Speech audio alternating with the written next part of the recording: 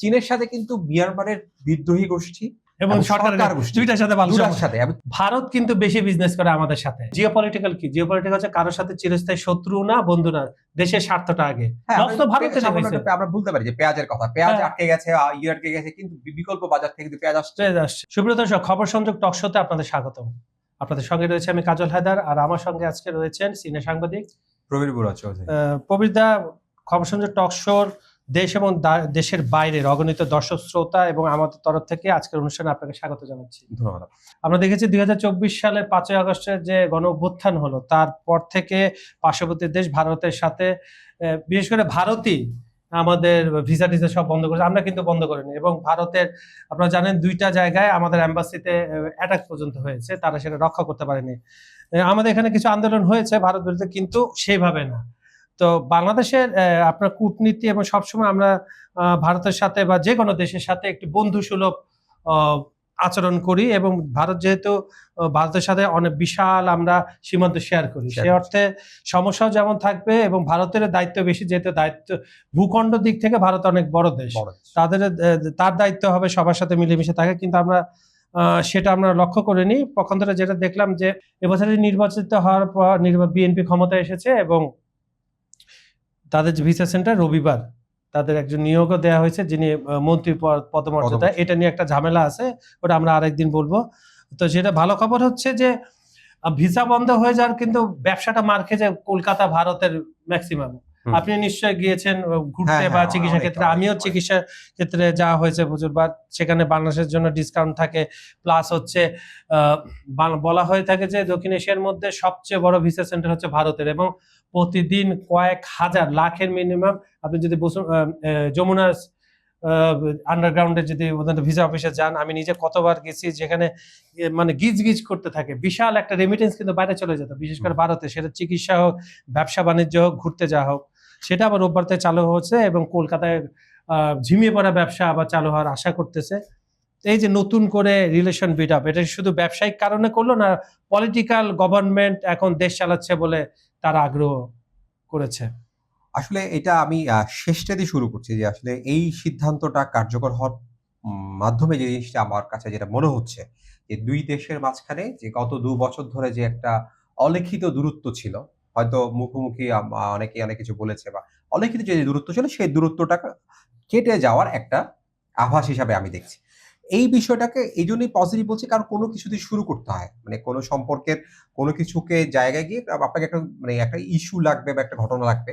আমার কাছে মনে হচ্ছে যে ভিসা প্রক্রিয়াটা, পর্যটক ভিসা, অন্য ভিসা চালু, কয়েকটা ভিসা চালু ছিল, মেডিকেল ভিসা, পর্যটক ভিসা চালু করার মাধ্যমে ভারত একটা আসলে তার যে মেসেজটা দেয়, সেই মেসেজটা সে দিয়েছে। এবং আপনি আরেকটা কথা বলছেন, যেহেতু এটা পলিটিক্যালি এই জায়গাটার মধ্যে এই আমাদের উপমহাদেশের জন্য, বিশেষ করে দুই দেশের সম্পর্কটার ক্ষেত্রে অনেক বেশি একটি ইম্পর্টেন্স থাকে, সেটা হচ্ছে হাই কমিশনার নিয়োগ করা। আপনি যেটা বলছিলেন যে মন্ত্রী পদমর্যাদা, এটা নিয়ে একটু কথাবার্তা আছে, কিন্তু আমার কাছে এই জিনিসটাকে আমি একটু আরো পজিটিভলি দেখতে চাই। এই কারণে যে আসলে একজনকে কখন আপনি মন্ত্রী পদমর্যাদা দিয়ে বিশেষভাবে সম্মানিত বা বিশেষভাবে দায়িত্বপ্রাপ্ত করা হয়, তখন হচ্ছে আপনি ওই রাষ্ট্রটিকে আপনি আসলে কতটুকু গুরুত্ব দিচ্ছেন। রাইট। আপনি এখানে কিন্তু দেখেন, পাকিস্তান আছে, আফগানিস্তান আছে, পার্শ্ববর্তী মিয়ানমার আছে, কোথাও কিন্তু ভারত এই সিদ্ধান্তটা নেয়নি। বা অবশ্যই তার একটা নিজস্ব কৌশল আছে, দেশীয় ডিপ্লোমেসির মধ্যে, কূটনীতির মধ্যে অনেক ধরনের কৌশল কাজ করবে। এই সিদ্ধান্ত নেওয়ার ক্ষেত্রে তার একটা হয়তো বড় ধরনের কোনো চিন্তা আছে, সে আসলে বাংলাদেশকে কিভাবে চায় সেটা দেখানোর একটা মেসেজ এখানে সাথে দেয়া আছে। এই জন্য আমি যেটাকে মনে করি, এই পরপরই 2টি ঘটনা, হাই কমিশনার এদেশে আসা এবং তার একটা মন্ত্রী পদমর্যাদার একটা পদ তাকে দেয়া, এবং পাশাপাশি এই ইনস্ট্যান্টলি এবং দ্রুত, খুব সময় নেই, নতুন হাই কমিশন আসার পরপরই কিন্তু এই সিদ্ধান্তের কথা জানানো হয়।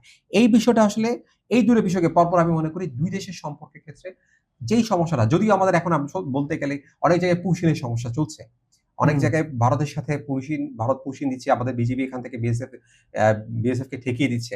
এই বিষয়গুলো কিন্তু মীমাংসিত হতে হবে।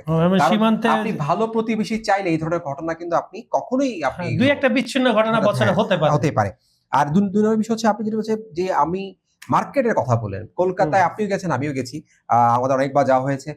কলকাতার ব্যবসা, এটা আসলে যত আপনি দেখবেন, কলকাতা কেন, আপনি যদি আসামে যান, আসামের যেই বর্ডারের সেই বিষয় থেকে, ওখানে কিন্তু আপনার অনেক অনেকটুকু বাংলাদেশি পণ্য যাচ্ছে, আবার ওখানকার যে বাংলাদেশি মানুষ যাচ্ছে তাদেরকে নিয়ে কিন্তু অনেকটুকু পর্যটন বা ট্যুরিজম, এবং কলকাতাতে এটার কোনো আসলে হিসাব নেই। কলকাতা আপনি যদি যদি পুরো শহর জুড়ে কলকাতার বিভিন্ন জায়গায় আমরা দেখছি যে কলকাতার ব্যবসায়ীদের মধ্যে একটা আনন্দ, বা এই ঘোষণার পরে ইন্ডিয়ান মিডিয়া, কলকাতার যে বিভিন্ন গণমাধ্যমে কিন্তু খবরগুলো আসছে যে তাদের মধ্যে একটা উৎসব, তার ব্যবসাটা আপনাকে করতে হবে।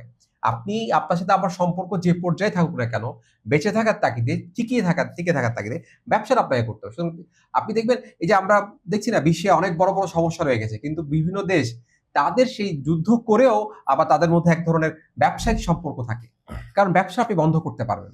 এবং আমি যদি আপনি পুরা জরিপগুলা দেখেন, তারপরে স্ট্র্যাটেজি গুলা দেখেন, ভারত কিন্তু বেশি বিজনেস করে আমাদের সাথে। হ্যাঁ, আপনি সিম্পল এটা ধরেন অনেক 2 বেশি। বছরে অনেকবার বেনাপোল বন্ধ হয়েছে, অনেকবার আমাদেরকে কর দিতে হয়েছে, এক্সট্রা ট্যাক্স তারা বন্ধ, কিন্তু আমরা তো চলছে, আমাদের বিকল্প বাজারগুলো কিন্তু খুলে গেছে। এখন মুক্ত বাজারে আপনি কিন্তু অন্য কাকা দেশ খেতে ওত পেতে বসে থাকে যে একটা হ্যাঁ। দেশ থেকে যদি ওই পণ্যটা কম আসে আমি ওখানে ব্যবসাটা করব। হ্যাঁ, লস তো ভারতেরই সামান্য হয়েছে। একটা আমরা ভুলতে পারি যে পেঁয়াজের কথা। পেঁয়াজ হ্যাঁ, আটকে গেছে, আটকে গেছে, কিন্তু বিকল্প বাজার থেকে কিন্তু পেঁয়াজ আসছে। ট্রেড আসছে। বিভিন্ন জায়গায় পেঁয়াজ আসছে। বা আমরা এই জিনিসটা আসলে একটা আমরা মানুষ হয় না যে আসলে ইনস্ট্যান্ট অনেক সিদ্ধান্ত নেয়। রাষ্ট্রীয় নেতারাও তো আসলে এক ধরনের মানুষ আমাদের মতো। জি। তারা অনেক ধরনের সিদ্ধান্ত নেয়। সিদ্ধান্ত নেয়ার পরে যে পর্যালোচনায় যখন যায় যে আসলে সিদ্ধান্তটা কতটা কার্যকর ছিল, বা কতটা মানে ইতিবাচক ছিল, বা কতটা মানে ভালো হয়েছে, তখন বুঝতে পারেন যে না, এই সিদ্ধান্তগুলো মানে। আমি জানি না ভবিষ্যতে ভারতীয় নেতৃবৃন্দ বা আমি আরেকটা বিষয় এখানে বলে কি, আ সেটা হচ্ছে আ সাবেক প্রধানমন্ত্রী বেগম খালেদা জিয়া মারা যাওয়ার পরে, ইন্তেকাল করার পরে যে দ্রুত ভারত দ্রুত যে রেসপন্সটা দেখিয়েছে, পররাষ্ট্রমন্ত্রী আসছিলেন এই যে আপনি জয়শঙ্করের, চিঠি পাঠিয়েছেন, উনি নিজে আসছেন। নিজে আসছেন এবং চিঠিটা নিয়ে নিয়ে এসছেন, আসছেন। এবং এই বিষয়গুলো কিন্তু আমি অবশ্যই ইতিবাচক হিসেবে দেখি।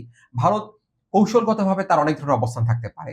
বাট বিশেষ একটি দলের সাথে হ্যাঁ, তার হ্যাঁ, সঙ্গে থাকতে পারে। থাকতে পারে। এটা নিয়ে ভারতের সবসময় আপনি দেখবেন যে ব্যক্তি পর্যায়ে আমরা অনেকের সাথে অনেক কিছু মেইনটেইন করি। কিন্তু একটা রাষ্ট্রীয় পর্যায়ে তাকে অনেক কিছু ভাবতে হয়। ভাবতে হয়। সেই ক্ষেত্রে ভারতের জন্য আসলে আমি যেটা দেখছি, ভারত বুঝতে পারছে যে বাংলাদেশকেও তার প্রয়োজন আছে। আবার আচ্ছা, আপনি তো এতক্ষণ ভালো ভালো কথা বলেন পজিটিভ। আমি আপনাকে একটা খোঁচা মারি। খোঁচা মারি হচ্ছে এই আপনি জানেন যে সম্প্রতি তারেক রহমান মালয়েশিয়া এবং চীন সফরে গেছেন, এবং চীনে প্রায় 17 থেকে 18টা এমইউ স্বাক্ষর হয়েছে, অনেক কিছু। এবং চীন একটা প্রস্তাব দিয়েছে মিয়ানমার হয়ে একটা করিডোর। এটাতে ভারতের সবসময় বাধা ছিল, এবং গত আমরা 18 বছর দেখেছি যে সাবেক যে দলটি ক্ষমতা ছিল তারা এটা হতে দেয়নি। এখন বিশেষ পদমর্যাদায় একজন তারা কূটনীতিকে পাঠালো, অ্যাম্বাসেডর পাঠালো। কারণ হচ্ছে চীনের অনেক বড় বড় প্রজেক্ট কিন্তু বাংলাদেশে রানিং, এবং তিস্তা ব্যারাজের কথা হচ্ছে। তারপরে কিছু আমাদের যে থেমে থাকা, আগে ইউজ হয়েছে দ্বিতীয় বিশ্বযুদ্ধের সময় যে রানওয়ে গুলা, এয়ারপোর্টের রানওয়ে, এগুলো কিন্তু আবার লালমনিরহাট থেকে শুরু অনেক কিছু চালু হচ্ছে। 7 সিস্টার নিয়ে খুব উদ্বিগ্ন থাকে ভারত।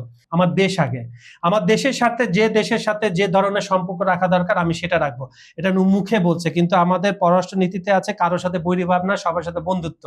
এটা কিন্তু সব সময় আমরা দেখি যে এটা আমাদের পক্ষে যায় না। কিন্তু তারেক রহমান যে কথাটা মুখে বলছে, এটা যদি সংবিধানে উনি বা পররাষ্ট্র নীতিতে প্রয়োগ করেন যে জিওপলিটিক্যাল কি, জিওপলিটিক্যাল হচ্ছে কারোর সাথে চিরস্থায়ী শত্রু না, বন্ধু না, দেশের স্বার্থটা আগে। এই জিনিসটা যদি হয়, এই দৃষ্টিকোণ থেকে চীনকে ঠেকানোর জন্য বা চীনের বলায় যদি ভালোভাবে ভারত বাংলাদেশ ঢুকে যায়, তাহলে কিন্তু ভারতের জন্য মাথা ব্যথা কারণ হতে পারে।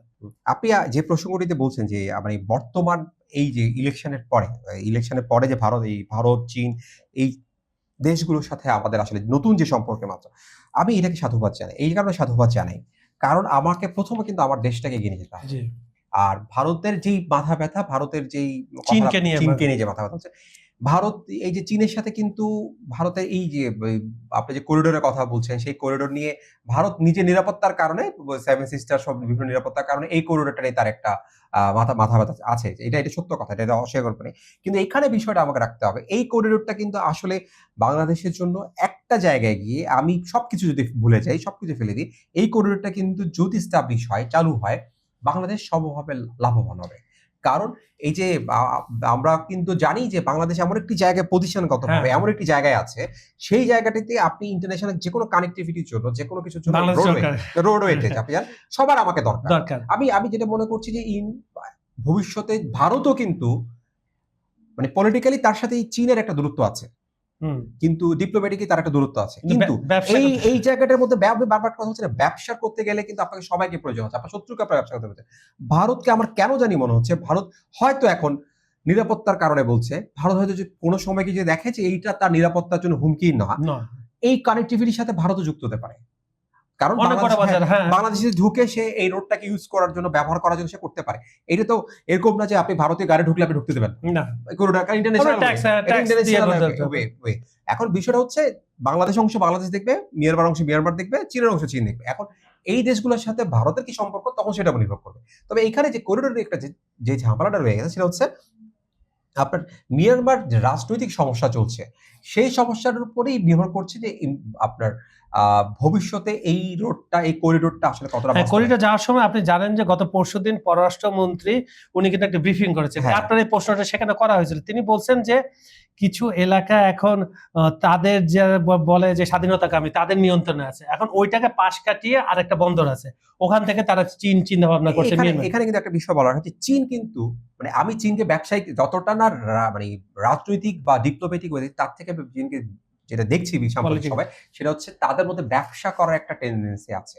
এই কারণে চীনকে আমি জানি না যে অনেকে এটা জানেন কিনা, সেটা হচ্ছে চীনের সাথে কিন্তু মিয়ানমারের বিদ্রোহী গোষ্ঠী এবং সরকার গোষ্ঠী দুইটার সাথে ভালো দুটার সাথে, এবং চীন, আমি বারবার কেন জানি আমার মনে হচ্ছে চীন ওই জায়গাটাতে ভরসা পাচ্ছে।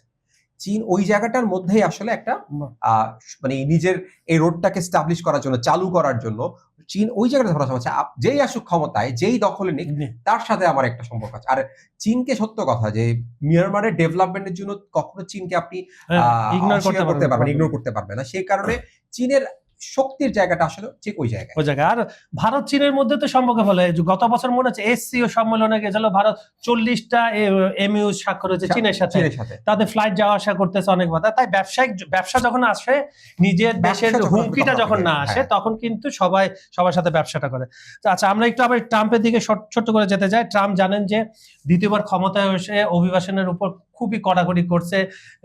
ভারতীয়দের এক হ্যান্ডকাপ পরিয়ে যখন মোদি সফরে ছিল তখন পাঠিয়ে দিয়েছে, এবং বাংলাদেশে অনেক দেশে সে করছে। এবং ট্রাম্পের যে প্রশাসনে করা অস্থায়ী অভিবাসী যুক্তরাষ্ট্রের ত্যাগের নির্দেশ, আবার নতুন একটা, এটা ছোট্ট করে বলেন। আপনি এইটা আসলে ট্রাম্প কিছুদিন পরই আমার কাছে মনে হয় যে এটা আসলে তার একটা মানে মূল এজেন্ডার একটা কোন একটা জায়গায় এটা অংশের মধ্যে রয়ে গেছে।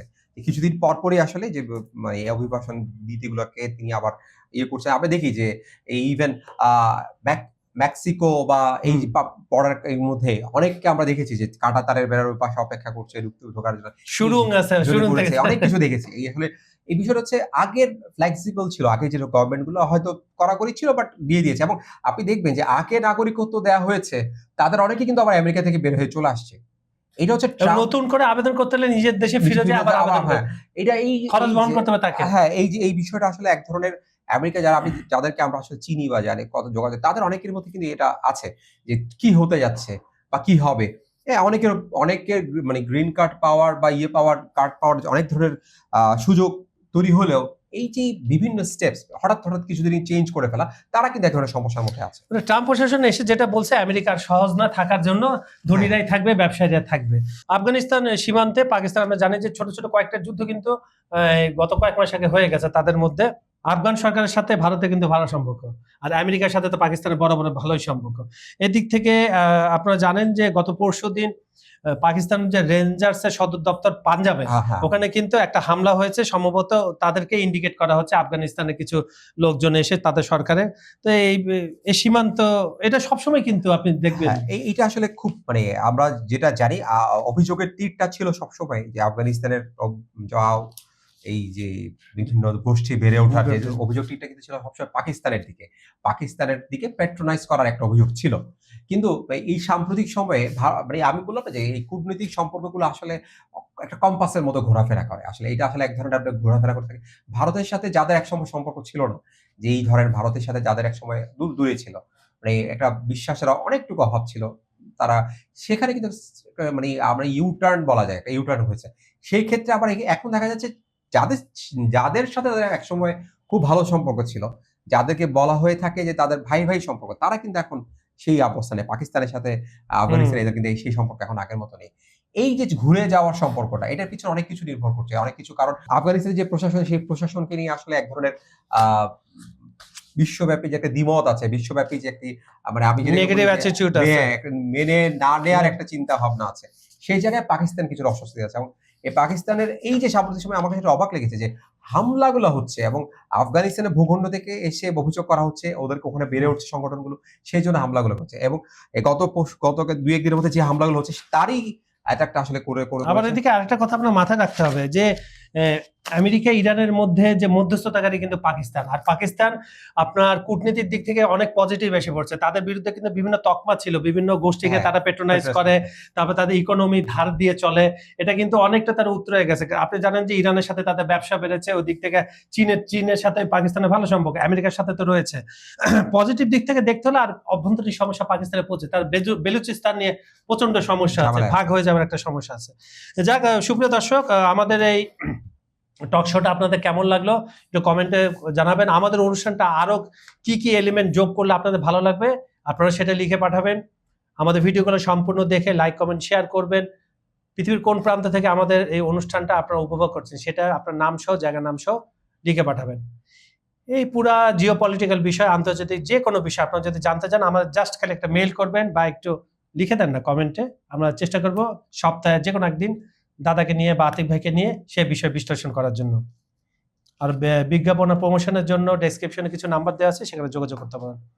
তো আজকের মতো এখানে বিদায় নিচ্ছি, দেখা হবে আগামীকাল একই সময় একই চ্যানেলে। ততক্ষণ মধ্যে সবাই ভালো থাকবেন, সুস্থ থাকবেন। আর ব্রাজিলের সমর্থকদের আগে থেকে অভিনন্দন নাকি জানাবে, এটা দাদা বলবে, কারণ রাতেই খেলা, এই অনুষ্ঠানটা শেষ হবে, তারপরে খেলাটা শুরু হবে রাত 11টায়। খেলাটা দেখেন, এনজয় করেন। কিন্তু বাংলাদেশে একটা সমস্যা আছে, আমাদের নিজের দেশ নেই, অতি মাতামাতি খোঁচাখুচি এগুলা বন্ধ করেন, নিজেরা এনজয় করেন। একটা ফেস্টিভ্যাল আছে, ফেস্টিভ্যালে অংশগ্রহণ করেন, যে দল ভালো খেলে তাকে সাপোর্ট করেন। ধন্যবাদ সবাইকে।